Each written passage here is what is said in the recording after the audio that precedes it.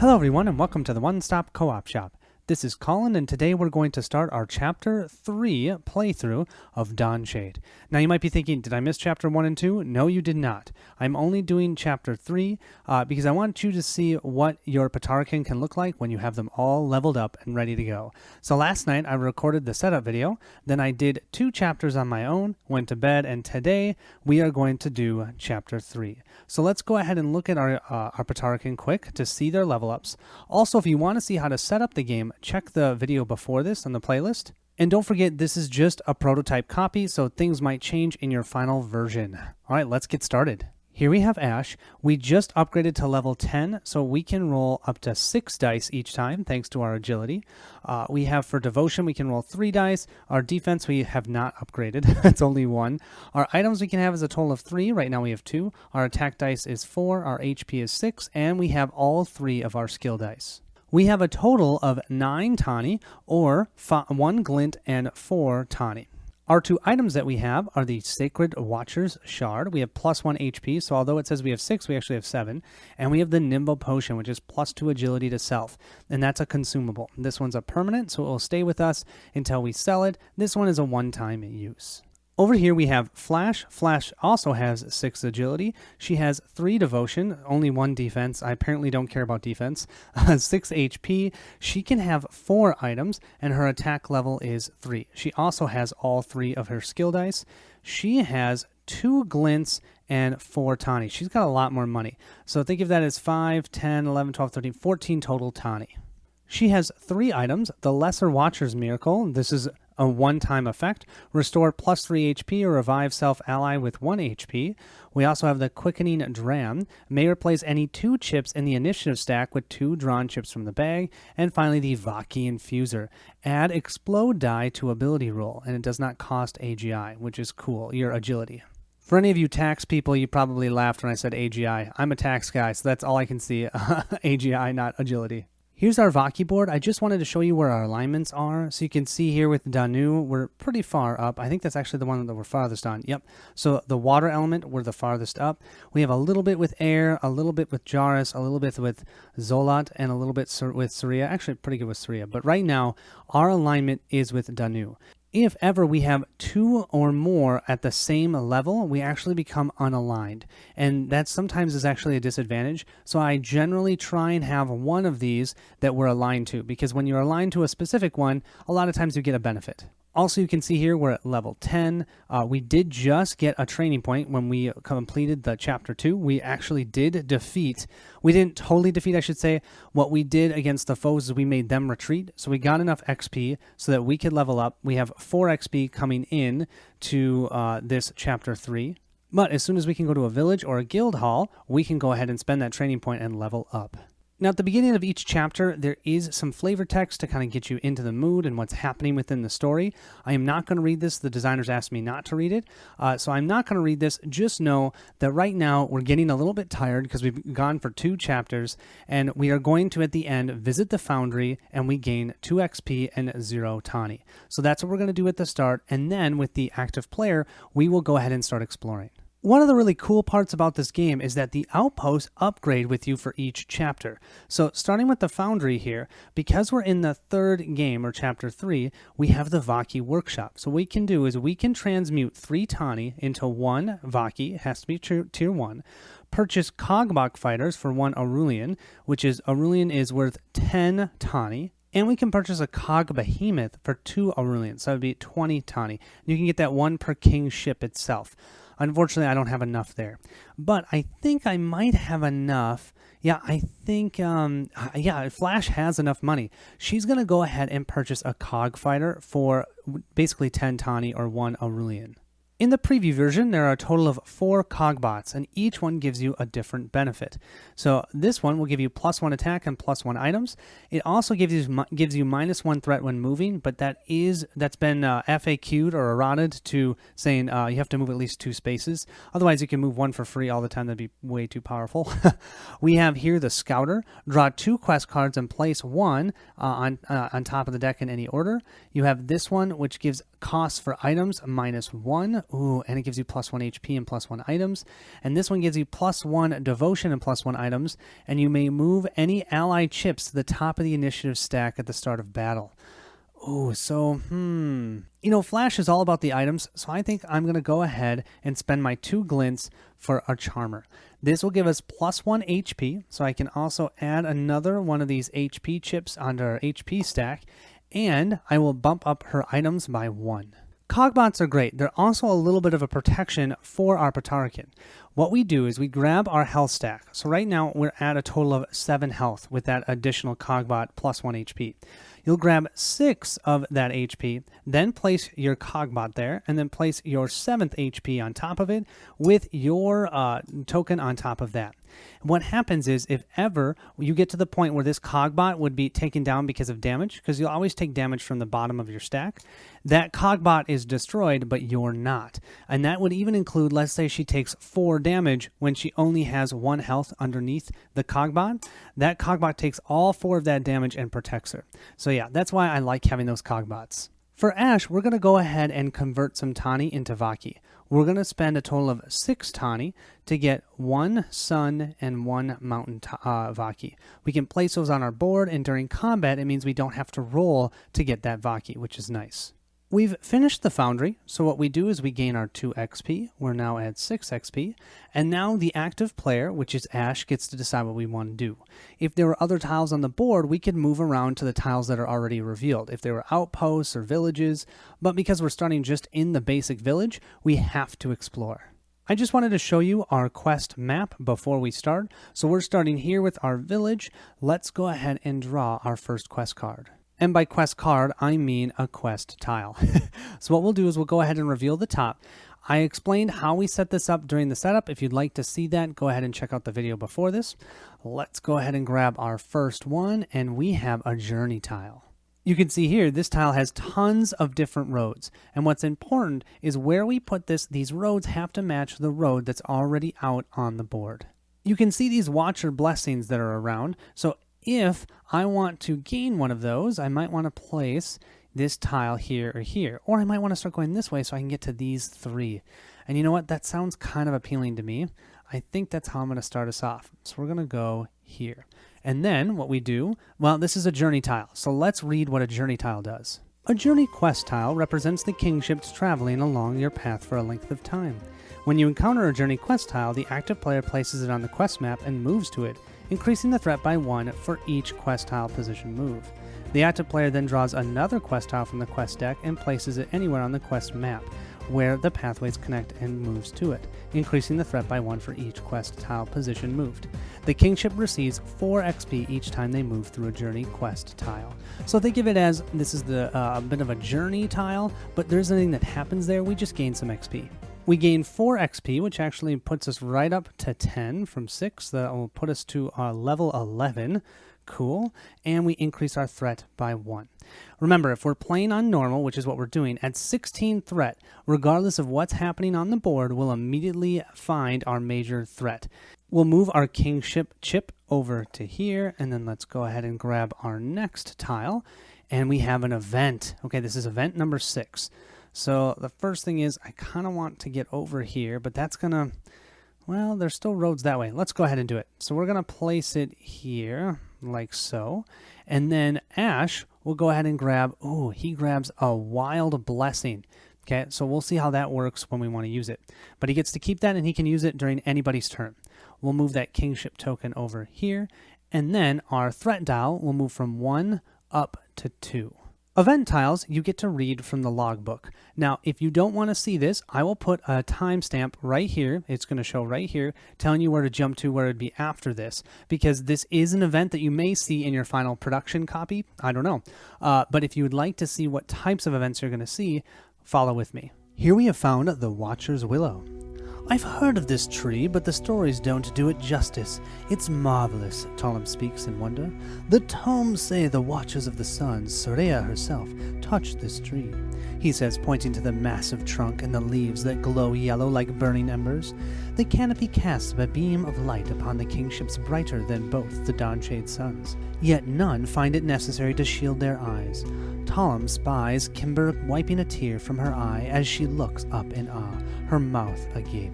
Each member of the kingship may choose their own path. Ooh, so we've got 3 options here. We can show your devotion, meditate, or nurture the tree. Let's see. Ash is kind of a, I don't think he's going to be meditating. I don't know if he'd be a nurturer either. He'll probably just try and show his devotion. Flash, I definitely would see more as a meditator. So let's go ahead and have Ash do show your devotion, and we'll have Flash do meditate. You show your devotion. Roll Dawnshade dice. Let's do that. Here are the Dawnshade dice. You can see we have a dark and a light picture. If you can roll this, it's considered a success. If I roll this, that's a failure. And if I roll this, that's a failure. So I'm looking for both having night and day, which is kind of cool. I like that. Let's see. And we get a success. Great. Think of it like the yin and the yang. That's kind of how I think of it. Succeed. You kneel at the base of the tree and light a prayer wick. Glowing yellow sun Vaki surrounds you and fills you with a calm assurance that the Watcher will prepare a way for you to accomplish your quest. Gained focused and +1 Surya Watcher alignment. Ooh, cool. So focused is one of these condition tokens, and this says we get a guaranteed special. So the next time that we activate in battle, we're guaranteed to get a special. We'll move up 1 on the Surya track, which is great, except for now Surya and Danu are both the same. Because of that, we'll need to place a token here to note that we are unaligned to any specific Watcher. For Flash, let's go ahead and meditate. So we'll roll the Dawnshade dice. We'll pick them up and give them a roll, and we get a success. You rest against the mighty trunk of the tree and close your eyes. A vision of the kingship stands on the edge of a precipice, overlooking the vastness of Dawnshade as its 2 suns sink beyond the horizons, fills your mind with clarity and hope. Gain accurate and +1 Danu Watcher. Oh, well, there you go. That'll help us. Accurate is also a great one. It has reroll all your misses once. So we'll give that to Flash. That will actually change our alignment back to Danu from the unalignment. Whenever that happens, we gain the benefit of someone gaining the accurate condition. Since Flash already has that, I'm going to go ahead and give this to Ash. Since we both succeeded, we'll gain 6 XP and we each gain 2 Tani. And 6 XP, I will not be sad about that. We'll put ourselves to here. That'll end our first round, so we'll go ahead and move the active player from Ash to Flash. And now Flash gets to decide what she wants to do. Do we want to keep exploring out this way? Kind of appealing, but we do have 2 training points. So what we could also do, the village is considered all the different outposts. We could go back to the village and go to the guild hall where we could level up. I don't know. I kind of want to use those 2 training points. Well, Flash is feeling like let's go ahead and stretch it. We're going to reveal another quest tile, and we have an outpost, the tavern. Okay, let's see. Well, the only place I can put it, unless I put it over here, which I could do, but then it's going to cost us 2 threat to go over there. Yeah, I think I'm going to go ahead and put it here, and that's going to just end our way this way. We're going to have to go back to the village next time. That's fine. We'll move here. That's then going to push our threat from 2 up to 3. And let's see what we can do at a tavern. Oh, but before that, let's look at what we gained. Ooh, we gained a Watcher's Blessing for +1 damage. For the 3rd level for our tavern, we can do the High Rollers table. D&D dice, 3 Tani ante, Watcher's Rune 2 Tani ante, plus 2 Tani cards in deck. Ooh. I think the game we'll play is Watcher Runes. How this game works is we each have to ante 2 Tani. So I'm going to have both of us ante up the 2 Tani. So Ash and Flash are going to go ahead and pay that. Then what we're going to do is we're going to grab the target cards and we're going to shuffle them together. Now, it did tell us that when we're playing at the 3rd chapter, we get to put in these 2 blank ones that actually have 2 Tani on 1 card. The reason that's important is we're going to be flipping these cards over, and as long as we don't bust, however many cards show Tani, we actually can gain those. So that's the reason why I want to put those in this deck. So what I'll do is I'll grab these, I will shuffle them up, and I'll reveal them one at a time. If the revealed card has a Tani picture on it, like this one, then that means that we would gain that Tani. Now, what we can decide is we can let it ride and continue playing, or we can stop playing and collect our winnings. We'll continue doing this until I have decided that both Ash and Flash don't want to do this anymore, or if 2 runes from the same character are revealed. I honestly don't know what rune that is, but if she's got this red rune, and you can see Ash has this blue one. If we have 2 blue ones that show up, then we bust. So basically, it's a game of chance. So I'm going to grab these, I'm going to shuffle them, and I'm going to do them on camera here so you don't think I'm cheating. So we'll give them a shuffle. We have paid in our ante, and then what we do is we grab our first card, we put it down. Okay, we're already going to gain 1 Tawny back. The question is, do we want to keep going? Well, I would say with having no runes showing, absolutely. 2 Tawny. Definitely want to keep going. 3 Tawny. So already we have made more money than we've put in. Now, that means I could stop here and we'd gain 1 Tawny each. But that's ridiculous. Let's keep going. Oh my gosh. 4 Tawny. 1, 2, 3, 4. I am feeling it right now. Okay. Oh, 4, 5, 6 Tawny. I mean, you guys saw. I was just shuffling this. Here, I'll shuffle it a little bit more. What? This is amazing. We haven't even seen a rune yet. Okay, here's our first rune. 6 Tawny. Wow. I think I gotta have someone pull out. I mean, this is amazing. Let's go ahead and have. We'll have. You know what? Yeah, we'll have Ash pull out because he's not as much about the items, but we're gonna have Flash go ahead and stay, and she's gonna try and get as much money as she can. So he paid 2. He's getting 1, 2, 3, 4, 5, 6 money in return. Awesome. Let's see about Flash. What are you gonna do? Oh, okay. All right, now I could stop and just take the 6 and go, or I could take the chance. I mean, you can see I've pulled a lot of the cards that have the Tawny on it. What is this card? What is this card, you guys? You know, it's 6 money. We only paid 2. We're gonna pull out. Let's pull out. Let's see. If we hadn't pulled out, oh, we would have busted. Perfect. Okay, good. And just so you can see. Oh, man, the one after that, we would have gotten 2 Tawny. But okay, they each made 4 Tawny there.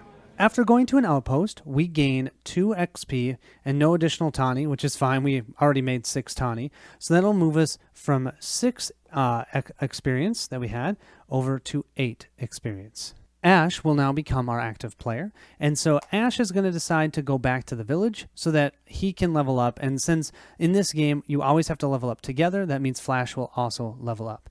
So that's going to take 3 threat to move back. We're going to go all the way to 6, but I think it's worth it. And that is something I want to note. When we go to these different locations, if you're playing this co-op, you're going to always have an active player who has a final say, but you can always talk to each other. But if the active player wants to go to the guild hall to level up, everyone has to go there.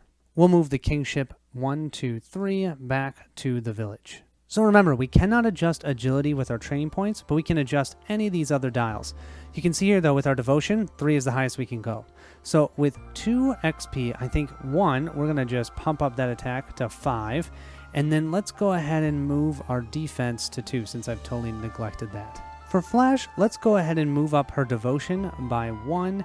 And let's go ahead and move her HP up by 1. So she's got a total of 8 HP now. So I'll grab another HP token to put underneath her, and she'll be able to roll up to 4 devotion dice. The devotion dice are how you gain the Vaki during combat, so you can use your skill dice. So that's why I wanted to do that for her.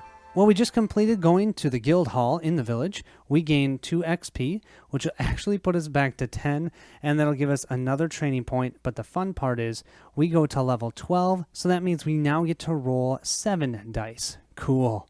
We'll then move that active player token back over to Flash. Let's go ahead and reveal our next quest tile. Ooh, and we have the Watcher's Temple. The Watcher's Temple is a dead end, so I could put it here. I wish I could put it here. Actually, I could put it over here. This will work. I'm going to put it over here, so it's only 1 threat away. She will then gain a Watcher's Blessing. Oh, we can put a miss. So we're going to use this immediately. We're going to put a miss into the target deck.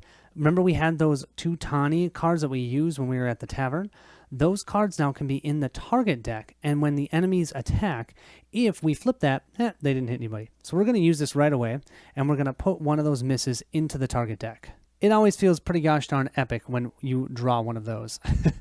We'll move the kingship token over here, and we'll increase our threat to 7. When you encounter the Watcher's Temple, each player is granted the positive condition associated with the Watcher you are aligned with. Unfortunately for us, that is Danu, and we both already have Accurate. So we don't get anything for that. But what we do gain is 8 more XP. So that'll put us at 8 XP, only 2 away from gaining another level. We've gained our 8 XP. We've moved our starting player over to Ash. Now let's go ahead and reveal our next tile. And we have a journey tile again. Okay, so this will just gain us 4 XP, so we're going to gain another level. We're going to have to place this. And before I reveal this tile, I have to place this, I think. Let's see. This one has tons of road connections. Can I place it here? I think I can, which would be nice. Yes, I certainly can. So this will increase our threat from 7 to 9, but Ash will gain another wild. Wow, he's got 2 of those. But our threat is going to go from 7 all the way to 9. Remember, we only have until 16 before we deal with that major threat. And I still haven't found... We have a battle tile in here somewhere and another event tile.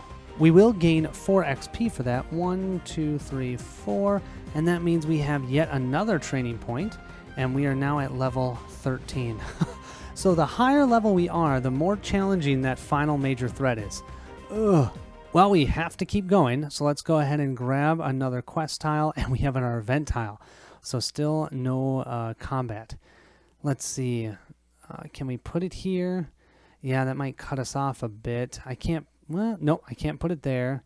I could put it here, actually. You know what? I'm going to do that. Keep my options open. I know I'm not getting the Watcher's Blessings, but I could probably get this one... Yeah, this one hopefully next time. So let's go here. That's going to increase our threat to 10. So I will flip the dial over. Here we go. We are now at 10 out of the 16. If we were playing on hard, we'd only have until 12. Yeah, but let's read event 8. Just like before, if you don't want any spoilers at all, I will put a timestamp right here. This will tell you when the event is over. Event 8, the abandoned village. You enter a village that appears lifeless. Other than a few wandering sandhogs that look like they've gone without food for too many sun cycles, the streets are abandoned. Over here, Flash calls the kingship to a pen full of sandhog bones. These creatures were not killed by predators, she says, covering her nose and waving off buzzing scutterflies. They've starved to death. You see a mercantile, an armory, and what appears to be a prison of some sort. You cautiously decide to search for something useful. So we could search the armory, search the mercantile, or search the prison. I kind of want to search the armory. You know, there's got to be something good there, right? Let's see if we can find something good for our major threat that's coming up. Flash stops at the doorway of the armory with a sense that something is wrong. What are we waiting for? Kimber inquires as she steps through the doorway. Snap! She looks down at the piece of twine she just broke at her ankle and has only a moment to react. Play Treasure Trap Level 3. No.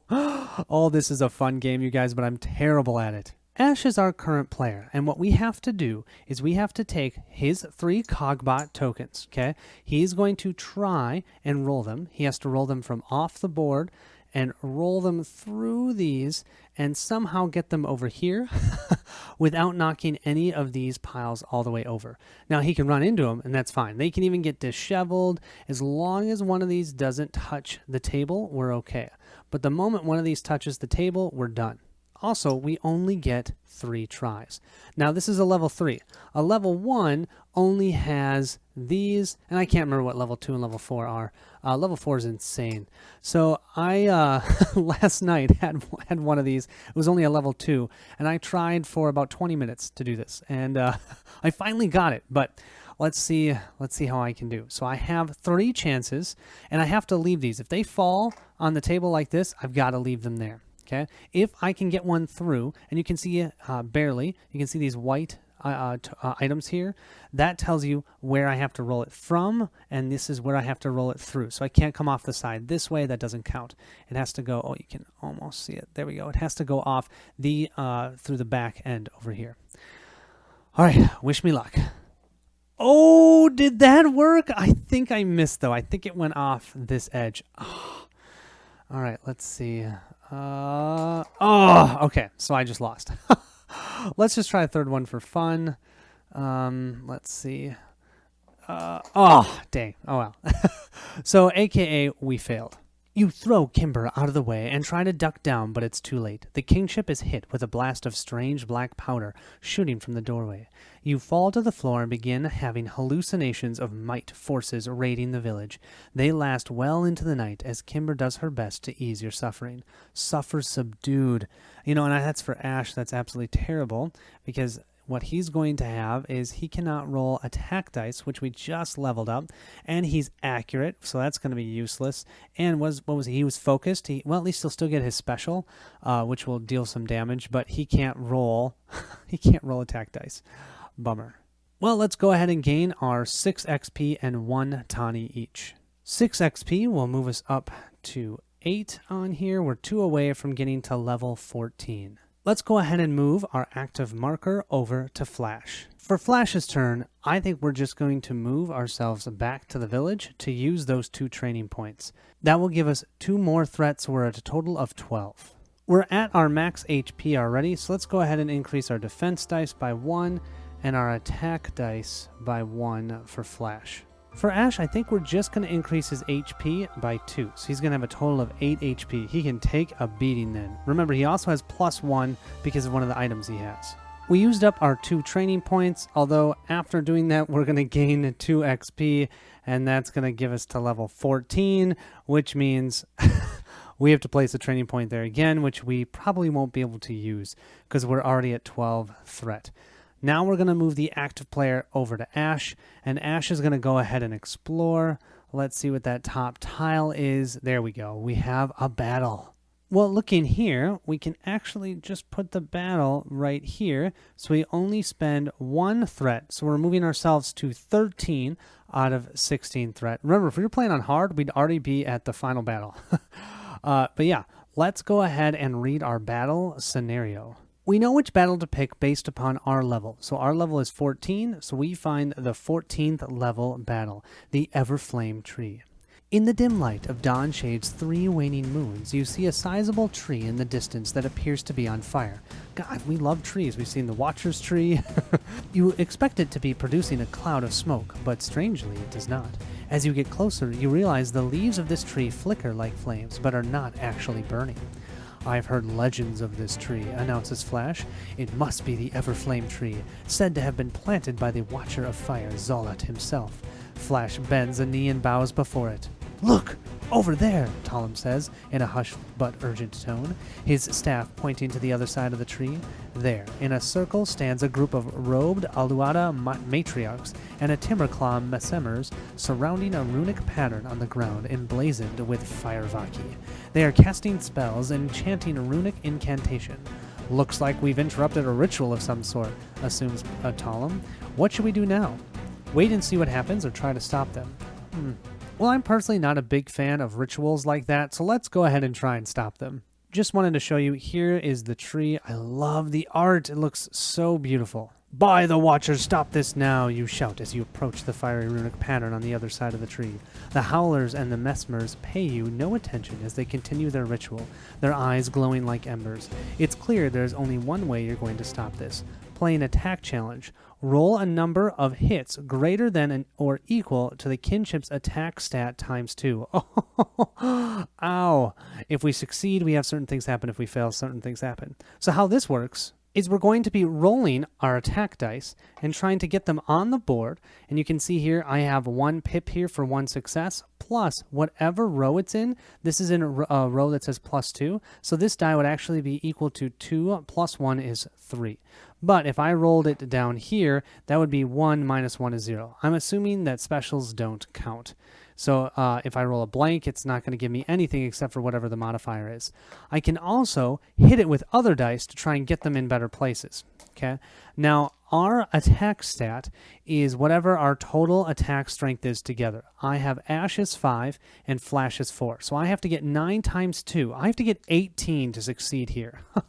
But Ash will roll 5 dice and Flash will roll 4 dice. So I have a chance. And you do this individually. So I'll do Ash first since he's the active player. We'll tally it all up. Then we'll remove all of our dice. Then we'll do Flash. And you have to roll this starting from behind the board. Okay, let's see. We rolled that off the board. So you do get to re-roll it if you roll it off the board. Okay, so we have a 2 plus a 2 is 4. That's actually pretty good. We'll roll this one. That's off the board. Let's try it again. Okay, that's a 3. So that's 4, 5, 6. That's at least a 1. 7. Oh, you know what? That's not even an attack die. Sorry, you guys. That is the explode die. Here we go. I have the attack die now. Okay, so we have 3 dice out. That's a 4. Ooh, I like where that is. And, ooh, I just pushed it to a +2. Okay, so let's see what we have for Ash. Ash has a total of 1, 2, 3, 4, 5, 6, 7, 8, 9, 10. Okay, so we have 10. We just need 8 more from Flash. Thing is, Flash is only rolling 4 dice. Okay, let's see. Oh, that one's off the board. Come on, not so hard, Colin. Not so hard. Oh, that's a -1, and that's a 1, so that's a 0. Oh, I shouldn't have moved it. Well, it doesn't matter. I'm not going to be able to change that. So that's a 0. That is a -1. Let's see. Oh, boy, you guys. That is a 0, and that is a 0. And we'll roll this one, which is a -1. So we totally failed. I did really great with Ash, and then Flash, I got too worried about the dice over here. Oh, well. Unfortunately, you're knocked down by the force of a fissure opening in the middle of the chanting creatures. Orange Vaki pours from the cracks in the ground. You hope you're not too late to stop whatever nightmare they're summoning. Prepare for battle. Suffer imprecise. Well, imprecise means the next time we attack, we do half the damage output. The nice thing is, for Ash, that doesn't matter. He's not even going to roll attack dice anyways. But for Flash, that's going to be a bummer. Now, each battle may have special instructions, and this one has that. We have the Unity foes are busy performing the summoning ritual and will not fight you during this battle. As such, the initiative stack will not be used. Interesting. Victory conditions for this battle are 1. Allies KO foes before they summon the Netherwalker, or 2. Allies KO the Netherwalker once it is summoned. Defeat conditions for this battle are allies get KO'd. The Netherwalker is summoned at the beginning of round 2. Once it is summoned, the Netherwalker turns on its summoners and KOs all remaining foes on the battlefield. Remove all foe battle stacks. The Netherwalker and its corresponding HP are placed at the center of the summoning circle. Foe marker 3, it will immediately take a turn and perform its ultimate ability as normal in round 2. Play will continue with Netherwalker taking a turn after each player completes a turn, but rounds will no longer need to be tracked. Once the Netherwalker is spawned, the battle will continue until either the allies or the Netherwalker gets KO'd. Wow, this is cool. I haven't played this one. This is cool. What we need to do is we need to pull out all the enemies that are denoted here. We need to grab an Alouetta Matriarch, a Timberclaw Mesmer, a Timberclaw Lancer, and then if we cannot defeat those 2, 3, 4 enemies before we summon the Netherwalker, then we have to fight that Netherwalker. And we know that because we're playing a 2-kingship or 2-player game. Here we have our 4 enemies that are trying to summon the Netherwalker. Hopefully I won't have to deal with the Netherwalker, but something tells me I'm going to. So normally what you would do for all these people is you look on the backside and tell you their health, how many shields they have, and then it also denotes what their special abilities are and what their ultimate is and how many attack and defense dice they roll. Well, these guys aren't going to be rolling attack or defense dice in this battle, so that's not going to matter. The only thing that matters is their health and their shields. And if you look at them, yeah, they've got a lot of both. Look at that, 7 health, 3 shields. The max amount of shields you can ever have is 3 unless the book says otherwise. So these guys have 3 out of the 4 of them have max shields and 7 health, 6 health, and 10 health. Here we have our battle map. First thing you'll want to do is place a round marker in round 5. Remember, at round 2, they're going to summon that Netherwalker. Then what you're going to do is you're going to grab the enemies based in the order that they were written on the actual battle sheet. So we had the 2 matriarchs first, so they'll be in locations 1 and locations 2. Then we had the Mesmer at location 3, and then we had the Lancer at location 4. Then we get to place our Patarakan anywhere we want in these green locations. And I will go ahead and place one here, so that's for Flash, and Ash will be here. In a normal combat, what we would do then is we'd grab our Dawnshade bag. We would grab the tokens for 1 through 4 for all the enemies, and we'd place those into the bag. And then we would grab 1 of these purple-green tokens per each player, and also put them into the Dawnshade bag. Then each round, we would draw 2 of these, 1 for each player, plus, and this is something that they're still working on, if you're playing at 2 player or 1 player, they're thinking that you would draw 1 per player plus 1. So we would draw 3 each round. But from how I understand it, they're not going to be attacking. So each round, we will each get to activate once. Then we'll move our round marker down to 4, and then to 3. And then when 2 shows up, if we haven't defeated all the enemies, then guess what's going to happen? That Netherwalker is coming out, and he's going to kill all these foes anyways. So as much as I would like to try and take them out, I think what would be better is for me to focus on getting Vaki so that then I can activate a bunch of my special abilities against that Netherwalker. Because I don't think there's a chance, especially because we both will be doing half damage at the beginning of this battle. Ash is our active player, so he'll get to go first. He has all these conditions on him, 2 positive and 2 negative. So he has imprecise, he has half damage output rounded up. So right now it can only do half the amount of damage rounded up. Of course, he can't roll any attack dice at all, so we're not going to be doing any damage really. We have accurate, so we can reroll all misses, and we have focused, so we have a guaranteed special. So our special is that we get to deal 1 damage to an adjacent foe. I don't know how that works when we're not even rolling attacking dice. I'll just say we get to do 1 point of damage. Now normally, because of imprecise, they'll be divided in half, but you do round up. So we'll still get to do the 1 point of damage with our focus. So I'm going to then remove all of these because they're all a one-time effect. Then what we're going to do is we're going to create our dice pool. We want Vaki. Unfortunately, our devotion is only 3. So we can roll 3 devotion dice, and then our defense is 2. So we can roll 2 defense dice. Our agility is 7, but that's all that we can roll since we can't roll any attack dice. That's the max we can roll. We can't roll skill dice because we don't have the Vaki in order to activate them. All we have, remember, is 1 of the Mountain Vaki and 1 of the Sun Vaki. So we're just going to roll these and see what we get. If we roll any misses, we can re-roll them. And let's see, we have 1 miss here, and the rest of these, this is technically what we call a formation change. That's not going to matter in this one since we don't have an initiative, and so I think that would be considered a miss as well. So I'm going to move these out and re-roll these 2. And okay, so let's resolve these in order. First things first, we did roll 2 shields. So that means we get to put 2 shield tokens underneath our token stack. That will help us when that Netherwalker comes out. Then what we have is all of this wonderful Vaki dice.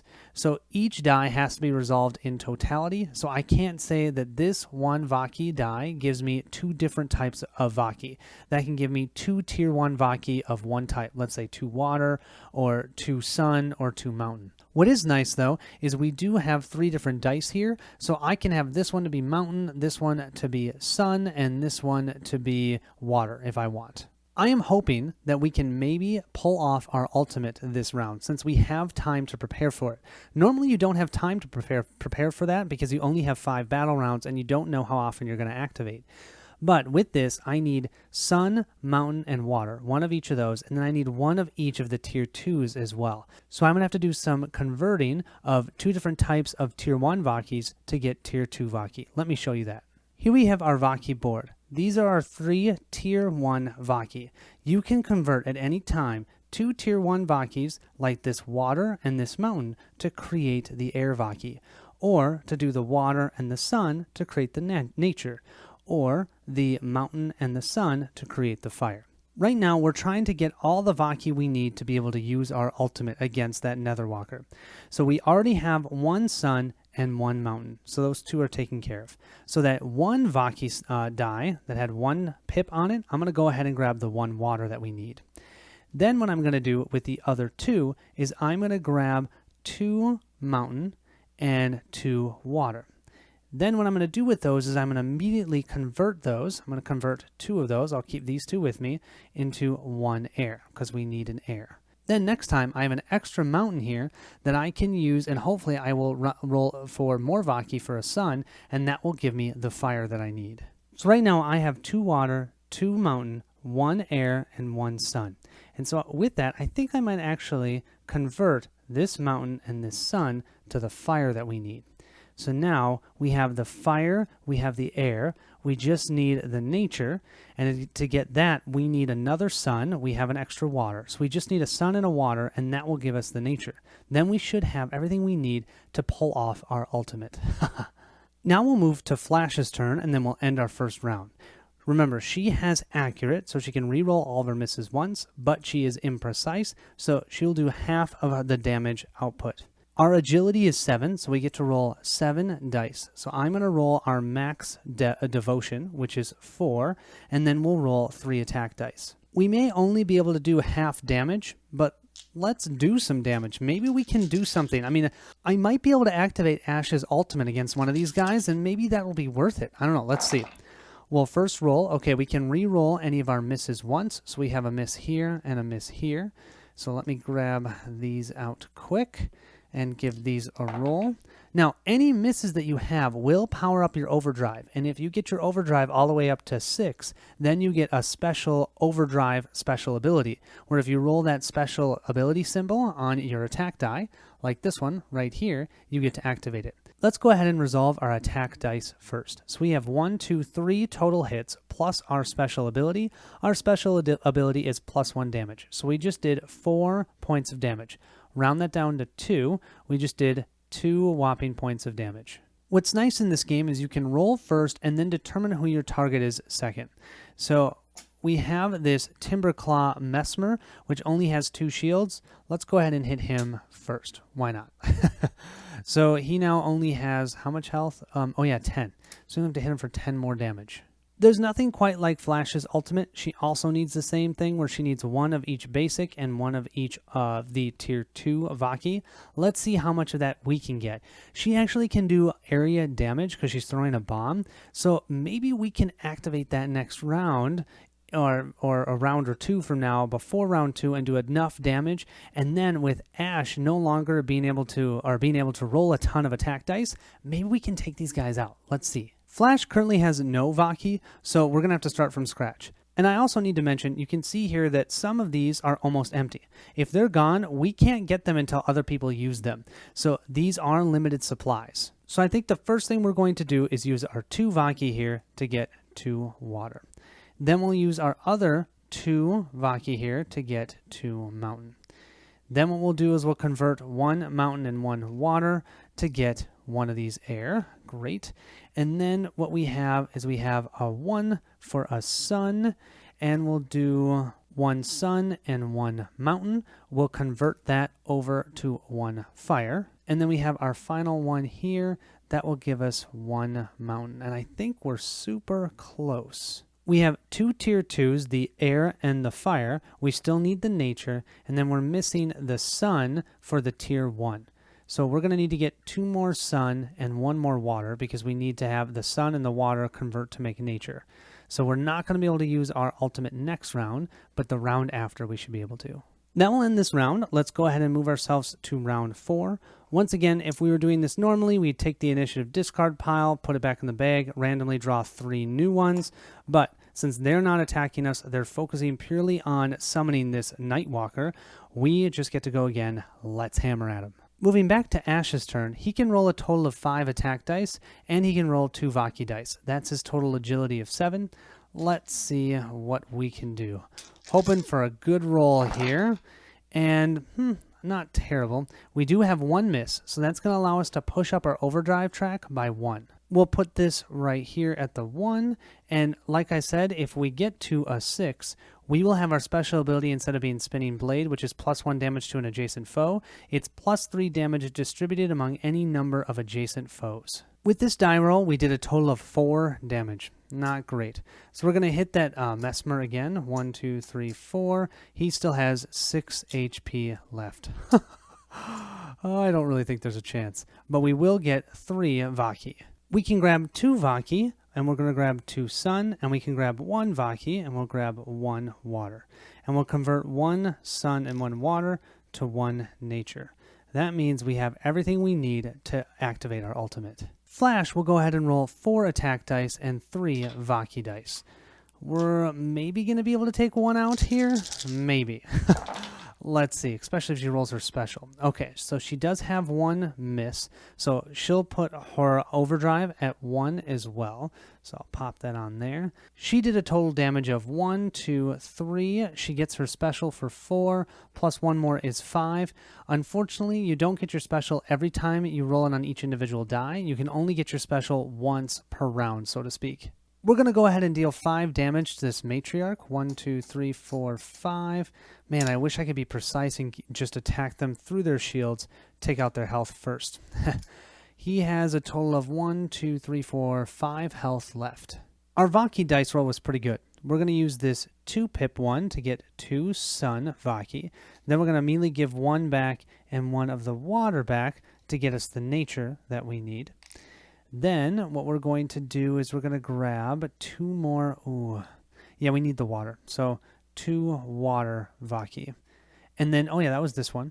And then we'll use this final one for 1 sun Vaki. That'll end this battle round. We'll move to round 3. We have 1 more round. We'd have to try and take out all of this. I don't think there is a chance. I think instead I'm going to try and get just a little more Vaki, maybe get a little bit of defense for Flash, and then just deal with the Nightwalker when he comes out. And then we're going to try and survive long enough. He doesn't have a ton of HP. He has 10, which is a lot. But we're going to have 2 ultimates we're going to be able to do. And maybe I can throw in some Tier 1 or Tier 2 abilities as well after that if I can store up enough Vaki. Well, it's a darn good thing I took a look at what the Nightwalker's ultimate is, which, by the way, he will do in the next round. He's going to steal all of our Vaki. So all of this planning I was doing could be for naught. So instead, I'm going to try my darndest to take out these 4 guys. I don't think it's going to be possible, but I might as well use all the Vaki that I have. So we're going to start off with Ash. I wish we could go with Flash first, but we have to start with Ash, just who was the active player at the beginning. He is going to do his ultimate. You infuse your shield with all the Vaki elements and raise it above your head. It begins to spin and hum in an array of swirling colors as it charges. You release the charge in a thunderous shockwave, sending crystalline shards hurling towards your foes in all directions. A crystal dome forms around you and the kingship. Blade Rigger plus booster die is damage and gain subdued. I don't even care what subdued is to the target. They cannot roll attack dice. Ugh, doesn't matter, they're not attacking. The Shield Master die, so that's going to be this one. It gives +2 shield to you and the number of allies that you roll based on this. So if I roll a 2, we will all get 2 +2 shields. So basically, think of it this way. All of this is going to be damage. This is going to be looking for shields. Okay, so I'm going to be rolling 4 attack dice plus these 3 skill dice. These 2 will be damage. This one will be giving us +2 shield. Let's go ahead and give our dice a roll. Oh, that looks pretty good. So we have, wow, look at that. 1, 2, 3, 4 damage there. Plus this, that's going to be 6 damage. That is 7 plus 1 damage to an adjacent foe. 8, 9, 10 total damage. Unfortunately, only one of the players will get +2 shield. I am going to choose Flash for that since she has no shields. So she'll gain the +2 shields because of that die. But we just did 10 points of damage. That 10 points of damage will take out this matriarch who has 3 shield and 7 health with 1 blow. That is amazing. And then we will deal 1 point of damage to this Timberclaw over here. So he only has 2 shields and how much health? 6? Oh man. I don't think Flash has a chance, but let's see. But that was still super fun to take that guy out. What do you say we have some fun with Flash as well? We are going to do her ultimate. You infuse a large, highly unstable bond with an unwise amount of Vaki. You shout, "Death in the hole!" and begin running. Roll the DS dice. We have, if we succeed, we have Boomshot and Tinker and Babam dice do number of damage to targets, and the Babam die tells you the number of foes targeted. But if we fail, it does the same thing, but it also tells you the number of allies targeted. So we could hurt ourselves with this bomb, but I'm taking the chance. So far, these Dawnshade dice have been nice to me. Yes, and they are continuing to be nice to me. That is great. We'll then go ahead and roll up our dice. Well, I'm going to do some calculating to see if this is worth it. I have 2 wild symbols. I can use these to change dice to any side that we want. So the first thing is, right now, this bomb die is only targeting one enemy. I want that to target 4 enemies, 4 foes, okay? Also, that's going to deal 4 damage, from how I understand this. Boom Shot, Tinker, and Babam dice number of damage to targets. So we're looking at 1, 2, 3, 4, 5, 6, 7, 8, 9. Now, I could change that to 10. Yeah, I think with the other wild, I can change that to 10 damage to 4 foes. If I do that using these 2 wilds, 10 damage to each foe. Let's see, 1, 2, 3, 4, 5, 6, 7. Oh man, I gotta do that again. 1, 2, 3, 4, 5, 6, 7, 8. That means this Lancer's gone. Then we have the Messenger here. 1, 2, 3, 4, 5, 6. Gone. And we have our Matriarch here. 1, 2, 3, 4, 5. Boom. All of them dead from this bomb. That Nightwalker isn't coming out. Oh, that was amazing. That was not what I was expecting to happen. This is one of the most fun ultimates ever. I mean, I had to take that chance. We could have taken a ton of damage, but it was worth it. It was worth it. We had to use both of these. But yeah, that means we just defeated those foes. We didn't even take any damage because they were just sitting there summoning. And finally, she's like, you know what? They're not doing anything. Let me just chuck a bomb at them. I don't know if you guys have seen any of my other playthroughs. You know how much I love grenades, bombs. Yeah, this is great. The Netherwalker hisses and screams nightmarishly as it crawls back into a hole it was summoned from. Ha! Didn't even get there. If you think that battle was bad, declares Tollum nonchalantly, you should have seen the battle I had on the can last night after eating those bog grubbers. The kinship looks at Tollum in disgust as Kimber buries her face into her paws with a sigh. Tollum reacts obviously. What? I'm just saying. We have a victory foe KO. Heck yeah, 14 XP and 5 Tawny each, plus we'll do an item loot shoot in a second. Now, in a normal combat, you normally only have 5 rounds. At the end of that, if there's enemies still on the board, you can have a foe retreat or an ally retreat. A foe retreat would be if there are you and your allies have more health and shields than the foes do. That means you forced the foes to retreat, but you didn't technically defeat them, so you only get 10 XP and a little less Tawny. If you have less HP and shields than the foes do, they cause you to retreat, and that's considered a defeat. So you get 7 XP and 3 Tawny, and then if you get totally KO'd, then you just get 4 XP and 2 Tawny. But what I like about this is no matter what, you gain something. Because, you know, even if you lose, you do gain some experience, right? But we'll gain 14, 5 Tawny, and we're going to do an item loot shoot. Now, before we do that, we do need to take all the remaining Vaki that's on our boards and put them back into the Vaki pool. Every time we do that, we'll increase our alignment with those specific watchers. So what I'm going to do is I'm actually going to convert, because you can convert them at any time. I'm going to convert a sun and a water that I have here into nature. And I'm going to bring the nature back so I can push the nature up. And then I have another water one, which we'll put here, and that pushes our alignment all the way up with Danu. I like Danu. We gain a total of 14 XP, so that means 10. We'll go to level 15. That will push our agilities to 8. Wow. And then 4. 1, 2, 3, 4. Awesome. How a loot shoot works is you grab the top loot card, and I don't know, but I feel like it makes the most sense that it's based upon your chapter, which deck it should come from. So I did a tier 3 loot since we're in the 3rd chapter, and we're each going to flip these and try and get as close to the center of this as possible. Whoever's the closest gains it. So we'll start with Ash, and he did all right. Then we'll go with Flash, who really should gain it because she took him. Yeah. Well, closest to the center. Yeah, I'm going to give it to Flash because she's actually on the card. I think that's how it works. So she's going to grab the Greater Quickening Dram. May replace any 3 chips in the initiative stack with 3 drawn chips from the bag. Cool. One-time use. Yeah, she deserves that with throwing that bomb perfectly. That perfectly placed bomb. Oh, that was amazing.